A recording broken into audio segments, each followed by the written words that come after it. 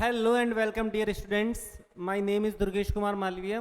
जैसा कि बेटा पता है, हमने प्रीवियस लेक्चर के अंदर बेसिक मैथमेटिक्स जैसे सेट्स से रिलेटेड बातें की थी। हमने नेक्स्ट मैंने बताया था उसी लेक्चर के अंदर कि हम अगले लेक्चर के अंदर बेसिक नंबर सिस्टम के बारे में पढ़ेंगे।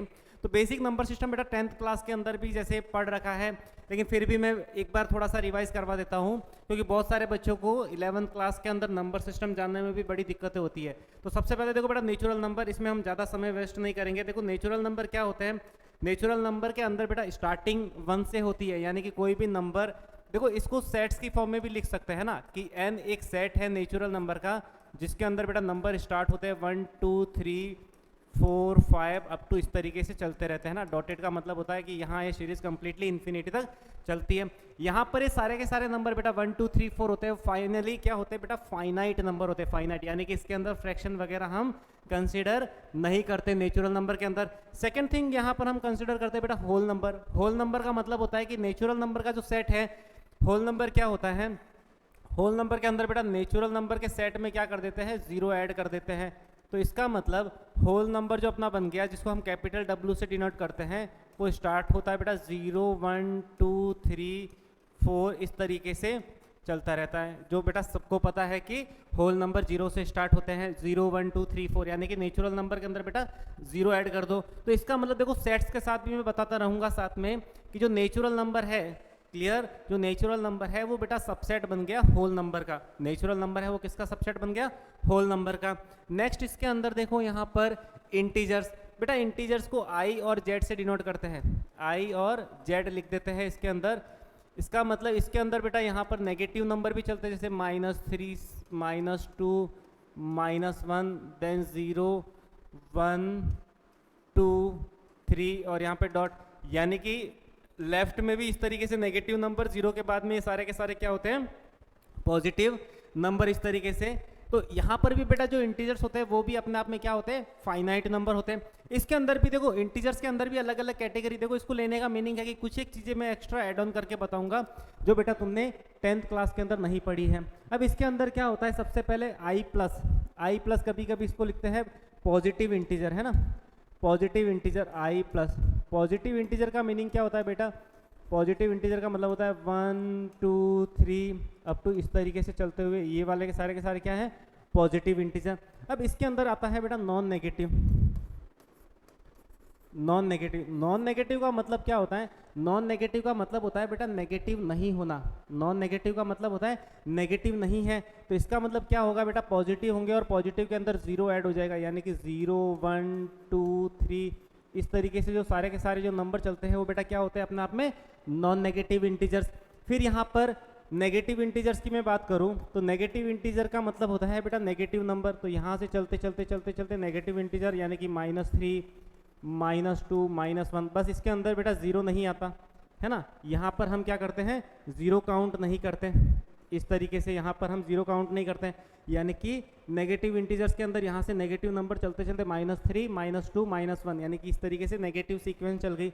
तो ये पॉजिटिव इंटीजर हो गए, ये बेटा नेगेटिव इंटीजर हो गए। इसका मतलब इसके अंदर अगर मैं नॉन पॉजिटिव कहूँ, नॉन पॉजिटिव यानी कि पॉजिटिव नहीं, नॉन पॉजिटिव का मतलब होता है बेटा पॉजिटिव नहीं। तो इसका मतलब क्या होगा, पॉजिटिव नहीं आएगा तो इसका मतलब क्या होगा बेटा, इसके अंदर नेगेटिव एंड -3 -2 -1 और इसके अंदर बेटा जीरो ऐड हो जाएगा इस तरीके से, क्लियर। तो इसका मतलब ये सारी टर्म्स यहाँ पर टर्मिनोलॉजी देखो, non negative integer and non positive integer, ये चीज़ें समझ में आनी ज़रूरी है।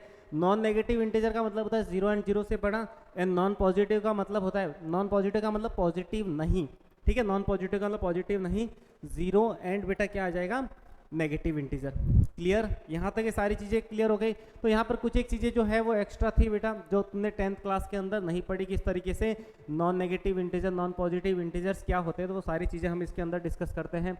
नेक्स्ट फोर्थ अगर पॉइंट इसके अंदर डिस्कस करें तो फोर्थ पॉइंट के अंदर देखो यहाँ पर आता है बेटा रेशनल नंबर। रेशनल नंबर जिसको हम Q से डिनोट करते हैं बेटा, Q यानी कि एक ऐसा नंबर जिसको P/Q फॉर्म में रिप्रेजेंट कर सकते हैं, एक ऐसा नंबर जिसको P/Q फॉर्म में रिप्रेजेंट कर सकते हैं, जहाँ पर P, Q belongs to integer. P और Q दोनों के दोनों क्या होते हैं, इंटीजर, और बेटा Q नॉट इक्वल्स टू क्या होता है, 0। Q वाली जो टर्म्स होती है वो क्या होती है, नॉट इक्वल्स टू 0, ठीक है। तो इस तरीके से हम यहाँ पर बेटा रिप्रेजेंट कर सकते हैं कि इसके अंदर रेशनल नंबर जो होते हैं वो क्या होते हैं, फ्रैक्शन की फॉर्म में रिप्रेजेंट होते हैं, जहां पर फ्रैक्शन के अंदर बेटा दोनों के दोनों नंबर होते हैं वो आपस में क्या होते हैं, इंटीजर्स होते हैं। और अपॉन वाली वैल्यू, ठीक है, अपॉन वाला जो फ्रैक्शन दे रखा है, क्यू दे रखा है, वो बेटा क्यू अपने आप में क्या होना चाहिए, नॉट इक्वल्स टू जीरो, क्योंकि अगर ये जीरो हो गया तो इसका मतलब नंबर क्या होगा, डिफाइन नहीं होगा। तो इसका मतलब इस तरीके से इसको रिप्रेजेंट कर सकते हैं। और बेटा इसके अंदर जैसे कि एग्जाम्पल ले के 22/7 बहुत सारे ऐसे नंबर्स होते हैं, एग्जाम्पल हम ले सकते हैं 22/7।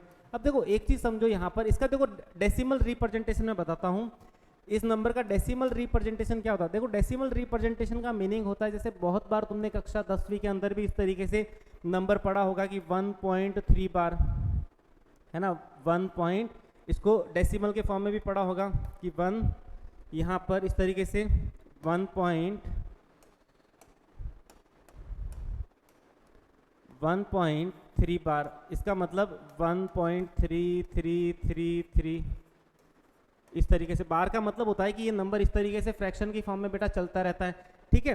तो 1.3 बार, अब इसका मतलब देखो इस नंबर को भी अगर हम P/Q फॉर्म में कन्वर्ट करना चाहे तो बेटा ये नंबर अगर P/Q फॉर्म में रिप्रेजेंट हो सकता है, यानी कि फ्रैक्शन की फॉर्म में रिप्रेजेंट हो सकता है, तो इस नंबर को भी हम रेशनल नंबर कहेंगे। तो इसके जो डेसिमल रिप्रेजेंटेशन है इसके अंदर बेटा एक सेकेंड डेफिनेशन मिल जाती है। देखो यहाँ पर मैंने बादल के अंदर लिखा है, इट्स अ टर्मिनेटिंग। देखो यहाँ पर लिखा हुआ बेटा टर्मिनेटिंग, पहली चीज तो देखो टर्मिनेटिंग और नॉन टर्मिनेटिंग रिपीटिंग।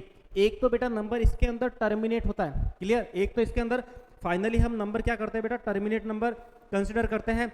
और साथ ही साथ यहाँ पर दूसरा है नॉन टर्मिनेटिंग रिपीटिंग, यानी कि कोई भी नंबर जो टर्मिनेट नहीं होता और साथ ही क्या हो रहा है, रिपीट हो रहा है, तो ये नंबर इसके अंदर हम काउंट कर सकते हैं। जैसे एग्जाम्पल के लिए ये सेकेंड वाला है नॉन टर्मिनेटिंग, ठीक है। और यहाँ पर 22/7 या फिर कोई भी जैसे 11 और भी एक नंबर ले लो, जैसे 11/5 लिया, क्लियर, 11/5, ये भी P/, सारे इंटीजर्स इसके अंदर काउंट कर सकते हैं बेटा रेशनल नंबर के अंदर, क्योंकि वो भी फ्रैक्शन के अंदर रिप्रेजेंट हो सकते हैं, ठीक है।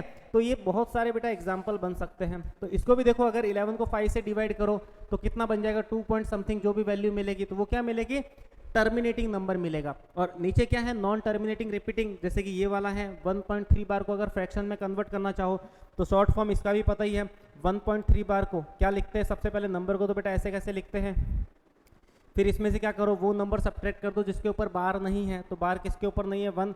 और फिर यहाँ पर अपॉन के अंदर बेटा, अपॉन के अंदर क्या होगा, अपॉन के अंदर डेसिमल के बाद कितने डिजिट है, सिंगल डिजिट है, और सिंगल डिजिट के ऊपर भी बार है, तो सिंगल डिजिट तो नीचे भी सिंगल डिजिट आएगी, और जितने डिजिट पे बेटा बार है अपॉन में उतने टाइम्स 9 लिख देते हैं। तो यहाँ पर मिल गया बेटा 12/9, ठीक है।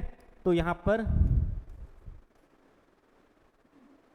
4/3, 3 से कैंसिल आउट हो गया, तो 4/3 इसका आंसर आ गया, ठीक है। तो इसको कन्वर्ट करने के लिए वैसे बेटा इसको P/, इस 1.3 बार को P/Q फॉर्म में कन्वर्ट करने के लिए कक्षा 10वीं के अंदर तुमने बहुत सारी चीज़ें पढ़ी है, ठीक है। 10वीं के अंदर बहुत सारी चीज़ें पढ़ी है कि इसको 10 से मल्टीप्लाई करके एक डिजिट शिफ्ट कर लेते हैं, और इस तरीके से हम क्या कर देते हैं, इसके फ्रैक्शन को बेटा कन्वर्ट कर सकते हैं, ठीक है। वैसे कक्षा 10वीं के अंदर बेटा बहुत सारी चीज़ें तुमने इसके अंदर डिस्कशन में ली थी कि किस तरीके से हम क्या कर सकते हैं, फ्रैक्शन को यहाँ से रिमूव कर सकते हैं।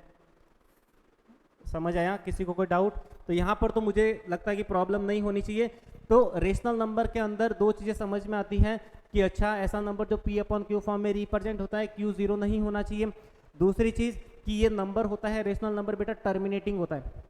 क्या होता है टर्मिनेटिंग, जैसे 11/5। अब देखो यहाँ पर मैं एक एक्सेप्शन बताऊंगा 22/7 को लेके, और एक ऑपरेटर होता है, पाई एक ऑपरेटर होता है, ठीक है। तो पाई से रिगार्डिंग जिसकी वैल्यू क्या होती है अपने आप में बेटा फिक्स होती है, उसको लेके भी हम सारी चीज़ें डिस्कस करेंगे।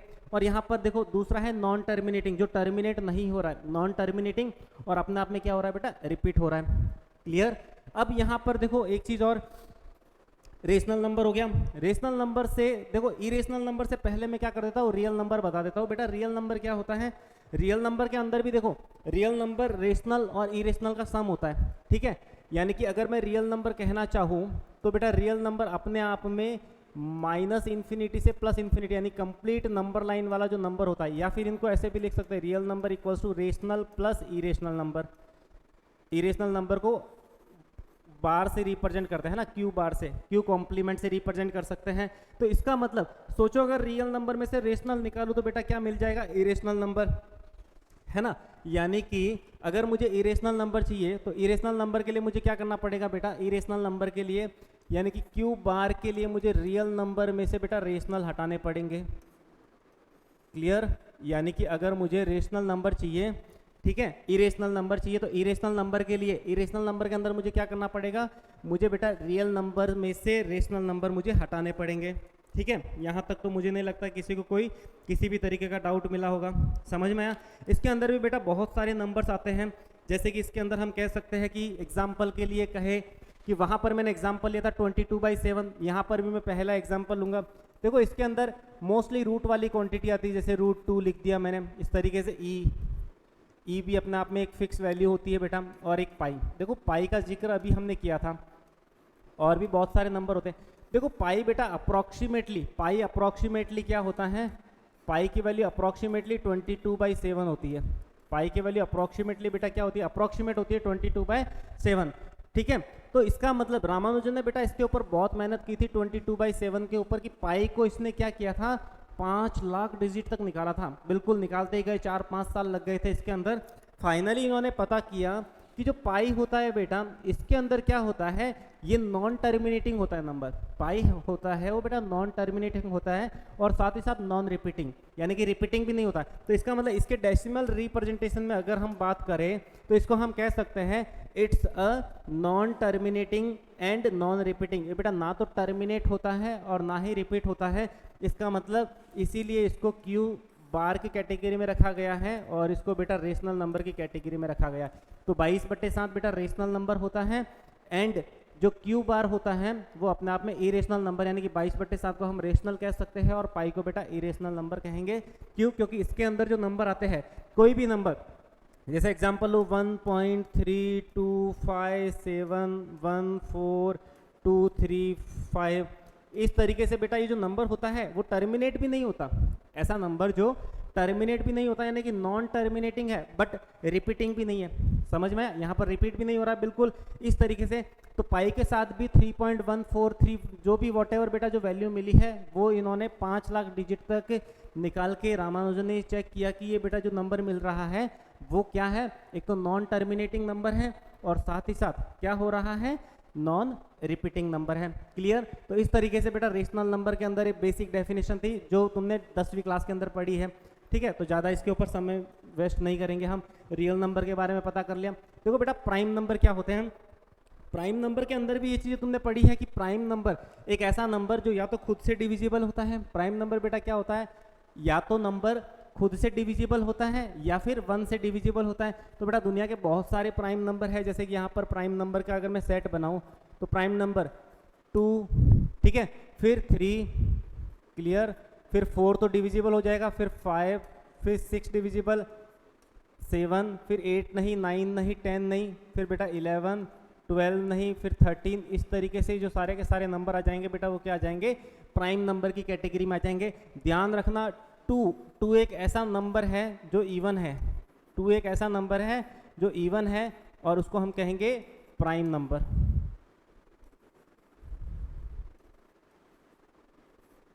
क्लियर, यानी कि 2 बेटा वो छोटे से छोटा इवन नंबर है जो हम प्राइम नंबर की कैटेगरी में रखते हैं। क्लियर, तो इसका मतलब जो प्राइम नंबर हो गया वो क्या हो गया, 2, 3, यानी कि ऐसा नंबर जो या तो खुद से डिविजिबल होता है या फिर बेटा 1 से डिविजिबल होता है। तो इसका मतलब ये जो सेट हो गया वो बेटा क्या हो गया, प्राइम नंबर का सेट हो गया।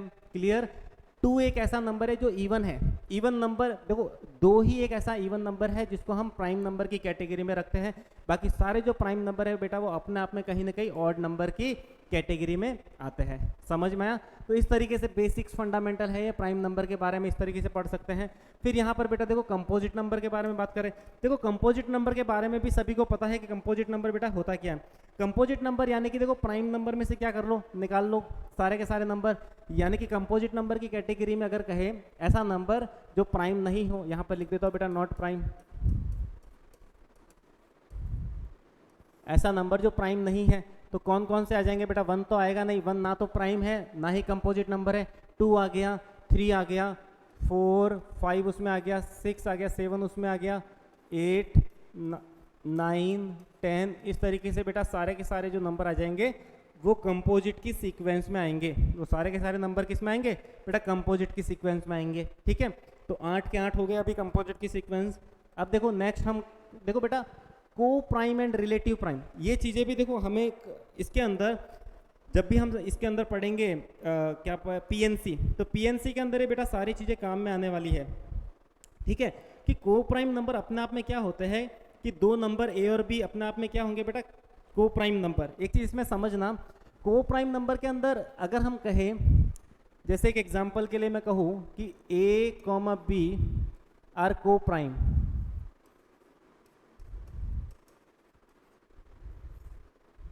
क्लियर बेटा, ए कॉमा बी ये अपने आप में क्या होंगे, को प्राइम नंबर, या फिर इसको बेटा रिलेटिव प्राइम नंबर भी कह सकते हैं। ठीक है, तो ए कॉमा बी आर को प्राइम, इन दोनों का को प्राइम होने का मीनिंग ही यही है कि एक सीधा तरीका बता दो बेटा, इनका HCF of a comma b equals to 1, यानी कि दो नंबर जिनका एचसीएफ बेटा 1 होता है वो आपस में क्या होते हैं बेटा, प्राइम नंबर होते हैं। क्लियर, यानी कि दो नंबर जिनका एचसीएफ 1 होता है उनको हम क्या कहते हैं बेटा, प्राइम नंबर, सॉरी को प्राइम नंबर, या फिर उनको रिलेटिव प्राइम भी कह सकते हैं। पीएनसी के अंदर वगैरह प्रोबेबिलिटी में ऐसी चीज़ें बेटा, इस तरीके के क्वेश्चन बच्चों को ये भी पता नहीं होता कि को प्राइम नंबर क्या होते हैं, तो वहाँ पर मिस्टेक्स होती है। तो इन मिस्टेक्स को रिमूव करने के लिए इस तरीके से बेसिक मैंने यहाँ पर बता दिया कि इसके बारे में कि रिलेटिव प्राइम एंड को प्राइम क्या होते हैं। ठीक है, जैसे एग्जाम्पल के लिए इसके अंदर भी काउंट कर सकते हैं बेटा, जैसे 5,7, ठीक है, और भी बहुत सारे, मतलब बहुत सारे इसके अंदर बेटा एग्जाम्पल ले सकते हैं जिन दोनों का बेटा एचसीएफ 1 होता है ना। दुनिया में बहुत सारे ऐसे नंबर मिलते हैं जिनका एचसीएफ 1 होता है। प्राइम होना भी बेटा इसके अंदर जरूरी नहीं है, प्राइम नंबर होना भी इसके अंदर जरूरी नहीं है कि इसके अंदर दोनों के दोनों बेटा प्राइम नंबर हो। ठीक है, कोई सा भी बहुत सारे बेटा इसके अंदर नंबर हो सकते हैं, है ना, बहुत सारे नंबर हम काउंट कर सकते हैं, जैसे 2,9 हो गया। ठीक है, कुछ भी ले लो, 16,25 हो गया, सारे के सारे जो नंबर होंगे वो बेटा अपने आप में क्या होंगे, को प्राइम नंबर होंगे।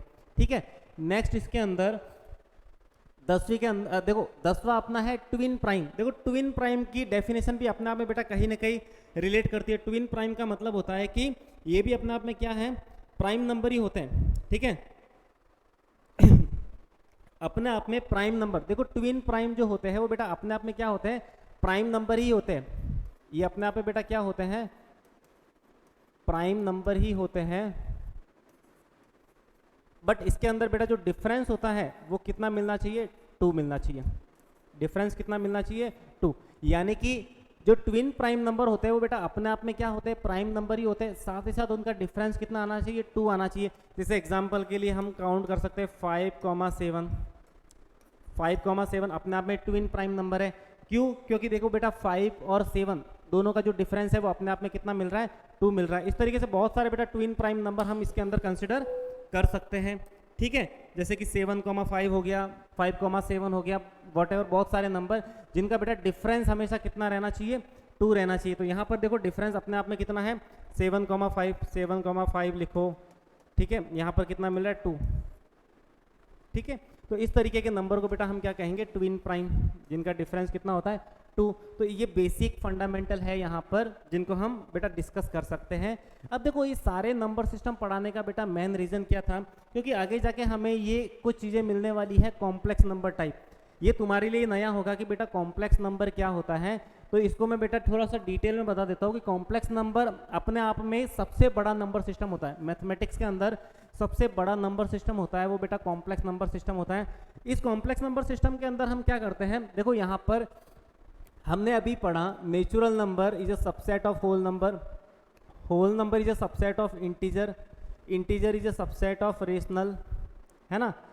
फिर rational number is a subset of real number and real number is a subset of complex number. ठीक है, कॉम्प्लेक्स नंबर, तो बेटा कॉम्प्लेक्स नंबर अपने आप में जो हो गया वो सबसे बड़ा नंबर सिस्टम हो गया, यानी कि कॉम्प्लेक्स नंबर हो गया वो क्या हो गया, सबसे बड़ा नंबर सिस्टम हो गया। देखो कॉम्प्लेक्स नंबर सिस्टम सबसे बड़ा नंबर सिस्टम, तो बेटा ये प्रेजेंट कैसे होता है, रिप्रेजेंट कैसे होता है, इसका मतलब होता है कि रूट के अंदर नेगेटिव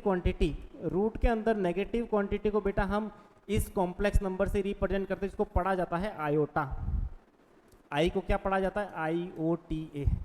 इसको पढ़ा जाता है आयोटा, यानी कि आयोटा मेन होता है, मेन रोल प्ले करता है इसके अंदर, किसमें बेटा, कॉम्प्लेक्स नंबर के अंदर। समझ में आया? तो इसका मतलब देखो इसकी शुरुआत बेटा कहाँ से हुई, जैसे एग्जाम्पल के लिए अगर हम कॉन्सेप्ट देखें, इसके पीछे क्या कॉन्सेप्ट होता है, जैसे कि ये क्वाड्रेटिक इक्वेशन ली मैंने x square plus 2x plus 2, इसको जीरो किया। अगर मैं इसके रूट्स निकालना चाहूँ तो श्रीधराचार्य के फॉर्मूले से minus b plus minus under root of b square minus 4a into c, b square minus 4a into c, तो माइनस 8 डिवाइड बाय 2a। तो यहाँ पर क्या मिला, -2 प्लस माइनस यहाँ पर रूट के अंदर बेटा कितना मिला, -4 डिवाइड बाय 2। देखो यहाँ पर प्रॉब्लम क्रिएट हुई, यहाँ पर 10वीं कक्षा के अंदर प्रॉब्लम क्रिएट होती थी और हम यहाँ पर लिखते थे, इसकी वजह से बेटा इस इक्वेशन के क्या मिलते थे, नो सॉल्यूशन, कोई भी सॉल्यूशन नहीं मिलता था। ये हम 10वीं कक्षा तक पढ़ते थे। इसके आगे हम क्या करते थे कि हम बेटा इसके क्या करेंगे, सॉल्यूशन डिफाइन करेंगे। सॉल्यूशन कैसे डिफाइन करेंगे कि हम कहेंगे कि इस इक्वेशन के भी बेटा सॉल्यूशन जिसके अंदर बेटा डिस्क्रिमिनेंट लेस देन 0 होता है, जहां पर इमेजनरी रूट्स मिला करते हैं, इमेजनरी रूट्स का कॉन्सेप्ट ही बेटा कॉम्प्लेक्स नंबर है, वही कॉम्प्लेक्स नंबर है। कॉम्प्लेक्स नंबर के अंदर मेन क्या होता है बेटा, आयोटा। आयोटा को हम अंडर रूट ऑफ -1 से रिप्रेजेंट करते हैं। तो सोचो अगर मैंने दोनों साइड में स्क्वायर किया तो आयोटा स्क्वायर बेटा कितना मिला, -1। आयोटा स्क्वायर कितना मिला, इनके दोनों साइड में स्क्वायर किया, आयोटा स्क्वायर -1, दोनों साइड में आयोटा से मल्टीप्लाई किया बेटा, तो आयोटा की पावर क्यूब कितना मिला, आयोटा की पावर क्यूब मिला बेटा माइनस आयोटा। ठीक है, इनके दोनों साइड में स्क्वायर किया तो आयोटा की पावर 4 कितना मिला बेटा, 1 मिला। ठीक है, और यहाँ पर मैं इन सबको मैं ऐड कर दूँ बेटा, मैं अगर इसके अंदर एडिशन ऑपरेशन परफॉर्म करूँ, ऐड करने का रीज़न है कि सारे के सारे नंबरों को मैं इसके अंदर बेटा ऐड कर दूँ, तो पहला तो मेरे पास आई है ही है, ऑलरेडी आई तो है, और फिर ये इसके साथ मैंने लिख दिया बेटा आई स्क्वायर, फिर इसके साथ मैंने लिख दिया आई क्यूब, और फिर इसके साथ मैंने लिख दिया बेटा आई की पावर 4। ठीक है, तो ये देखो -1 और +1 तो कैंसिल आउट हो गए, और माइनस आयोटा ये प्लस आयोटा कैंसिल आउट हो गया, तो यहाँ पर बेटा क्या मिला, 0। यानी कि sum of the 4 conjugative powers of iota, यानी कि आयोटा की 4 कॉन्जुगेटिव पावर्स का सम बेटा कितना होता है, 0 होता है। ये भी अपने आप में एक कॉन्सेप्ट याद रखना कि sum of the 4 conjugative powers of iota कितना होता है, 0 होता है। बेसिक्स है बेटा, बेसिक्स। तो बाकी सारी चीज़ें हम चैप्टर के अंदर पढ़ेंगे। दूसरा कॉन्सेप्ट देखो, आयोटा की पावर बेटा 4। दूसरा तरीका, आयोटा की पावर 4 बेटा कितना मिल रहा है, 1। आयोटा की पावर 4 कितना मिल रहा है, 1। ये चीज़ भी समझना, आयोटा की पावर 4 1 मिल रहा है, इसका मतलब बेटा 4 का जितना भी मल्टीपल होगा उसका आंसर भी कितना, 1 ही आएगा। इसका मतलब आयोटा की पावर में 4 n कर दूँ, 4 का जितना भी मल्टीपल है बेटा उसका आंसर भी कितना आएगा, 1 ही आएगा। ये भी क्लियर हो गया। आयोटा की पावर 4, जैसे कि आयोटा की पावर, एग्जाम्पल के लिए मैंने कहा बेटा आयोटा की पावर 256, आयोटा की पावर मैंने कहा 256 कितना होगा, तो इसका मतलब 256 इसका मतलब ये नंबर भी बेटा 4 का डिविजिबल है, तो आयोटा की पावर 4 का जितना भी मल्टीपल है बेटा आंसर हमेशा कितना आएगा, 1 आएगा। तो इस तरीके से हम आयोटा की पावर को सॉल्व कर सकते हैं। क्लियर? तो ये बेसिक कॉन्सेप्ट होता है बेटा आयोटा, जिसके अंदर हम क्या करते हैं, इमेजिनरी रूट्स के बारे में पढ़ते हैं। और ये चीज़ भी है, यहाँ पर ये चीज़ भी हमें सीखने को मिलेगी, sum of the 4 conjugative powers of iota, sum of the 4 conjugative powers of iota, iota की पावर 1, आयोटा की पावर 2 प्लस आयोटा की पावर 3 प्लस आयोटा की पावर 4, ये भी बेटा कितना होता है, सम कितना होता है, 0। इसको थोड़ा सा और एडवांस फॉर्म में लिखे। एडवांस फॉर्म में बेटा कैसे लिखना है कि अभी हमने ताज़ा पढ़ा है, अभी हमने ताज़ा क्या पढ़ा है बेटा कि आयोटा की पावर 4 का मल्टीपल कितना होता है, 1।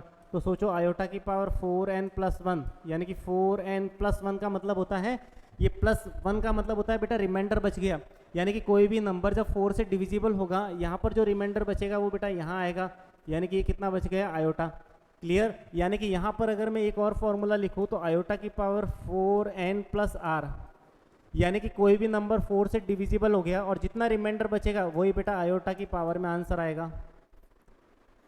क्लियर है ना? ये चीज़ें अभी हमने ताज़ा पढ़ी है ना? तो ये चीज़ें हमने ताज़ा पढ़ी है, तो ये भूलना मत, ये चीज़ें बिल्कुल बेटा आगे जाके बहुत अच्छे से तुम्हारा ये कॉन्सेप्ट एक बेस बन जाएगा जब ये बेसिक्स पढ़ लोगे तुम। तो आयोटा की पावर 4n + 1 कितना बन गया, आयोटा। सोचो बेटा आयोटा की पावर 4n + 2 कितना मिल गया बेटा, आयोटा स्क्वायर। आयोटा की पावर 4n + 3 कितना मिल गया बेटा, आयोटा की पावर क्यूब।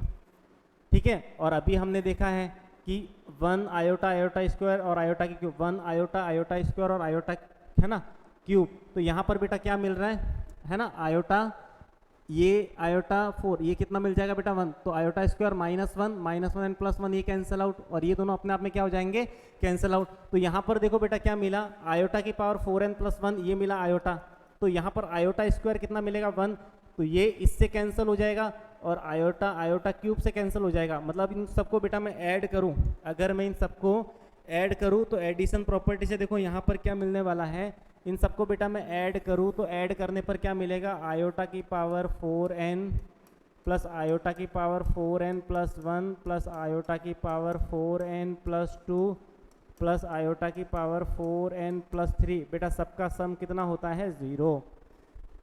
समझ आया? तो याद करने की ज़रूरत क्या है, equation number first, equation number second और ये इक्वेशन नंबर थर्ड, ये बेटा गोल्डन स्टेटमेंट है, ये गोल्डन स्टेटमेंट है किसका, इसका ही एडवांस फॉर्म है। एडवांस फॉर्म का मतलब होता है इसी चीज़ों को हम रिलेट करके इस तरीके से लिखा है। जनरल फॉर्म में क्वेश्चन कैसा बनेगा, जैसे बेटा इसके अंदर मैं छोटा सा एक क्वेश्चन काउंट करूँ, जैसे अभी हमने कहा है कि आयोटा की पावर 4 का जितना मल्टीपल होता है बेटा आंसर कितना आया करता है, उसका आंसर 1 आया करता है। ठीक है, आयोटा की पावर 4n का जितना भी मल्टीपल हो आंसर 1 आया करता है। तो इसका मतलब iota raise to the power 256 लिखा मैंने, प्लस आयोटा की पावर 257 लिखा, आयोटा की पावर 258 लिखा, प्लस आयोटा की पावर 259, 56, 57, 58, 59। तो देखो ये क्या बन गया, आयोटा की पावर 4 का मल्टीपल, ये क्या बन गया बेटा 4 का मल्टीपल तो है, बट +1 +2 एंड +3, इसका मतलब क्या हो गया, इस कॉन्सेप्ट को ये फॉलो कर गया, यानी कि बेटा इसका आंसर कितना 0। ये आयोटा की पावर 4 का मल्टीपल है, यानी कि ये कितना बनेगा बेटा 1 बनेगा, ये कितना बनेगा 1, ये क्या बनेगा बेटा आयोटा बनेगा, ये क्या बनेगा बेटा आयोटा स्क्वायर बनेगा, और ये क्या बनेगा बेटा आयोटा क्यूब बनेगा। यानी कि क्या करना है, इस नंबर को 4 से डिवाइड कर दो, इस नंबर को 4 से डिवाइड कर दो, जो रिमाइंडर आता है वही बेटा आयोटा का आंसर। तो 256 अगर 4 से डिविजिबल है तो बेटा यहाँ पर रिमाइंडर कितना बचेगा, कुछ भी नहीं बचेगा, 0 बचेगा। तो आयोटा की पावर 0 1, फिर यहाँ पर रिमाइंडर कितना 1, यहाँ पर कितना 2 और यहाँ पर कितना 3, तो यहाँ पर आयोटा क्यूब, और फाइनली बेटा इन सबका सम कितना आएगा 0। यानी कि किसी भी सीक्वेंस से, चाहे वो सीक्वेंस कैसी भी हो, 4 कॉन्जुगेटिव नंबर उठा लो जो आयोटा की पावर में लिखे हुए, बेटा सम कितना होगा 0 होगा। क्लियर? तो ये बेसिक कॉम्प्लेक्स नंबर था, समझ आया? यहाँ तक तो मुझे नहीं लगता किसी को बेटा कोई डाउट मिला होगा।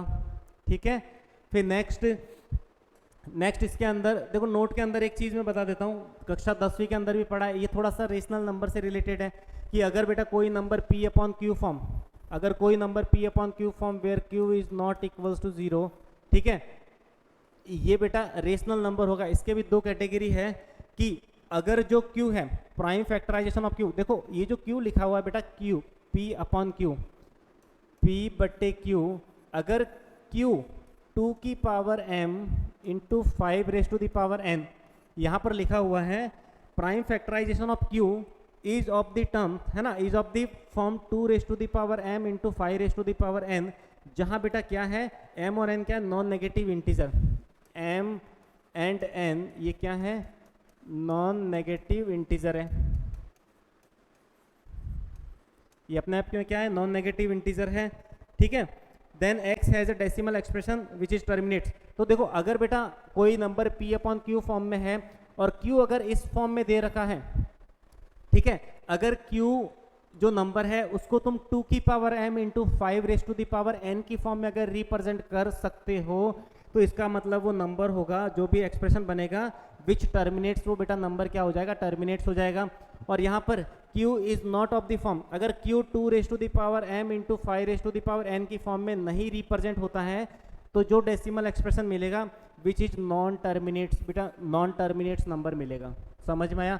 यानी कि कोई भी फ्रैक्शन ले लो बेटा, अगर अपॉन वाला Q है वो अगर 2 raise to the power m, यानी कि 2 की कोई भी पावर और 5 की कोई भी पावर, इसके मल्टीप्लिकेशन की फॉर्म में अगर डिनोमिनेटर रिप्रेजेंट हो रहा है, तो इसका मतलब वो क्या हो जाएगा, नंबर टर्मिनेट्स हो जाएगा। अदरवाइज बेटा वो क्या होगा, नॉन टर्मिनेट्स। कक्षा 10वीं के अंदर पढ़ा है।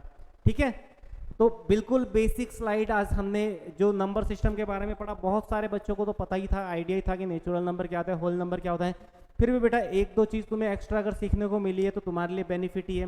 क्यों? क्योंकि 11th के अंदर ये सारी चीज़ें मैंने इसी तरीके से स्लाइड्स देख के बनाई है कि 11th में बेटा किसी भी नंबर सिस्टम में किसी भी बच्चे को प्रॉब्लम ना हो। ठीक है बेटा, तो आज के लिए इतना काफ़ी। Thank you so much and have a nice day.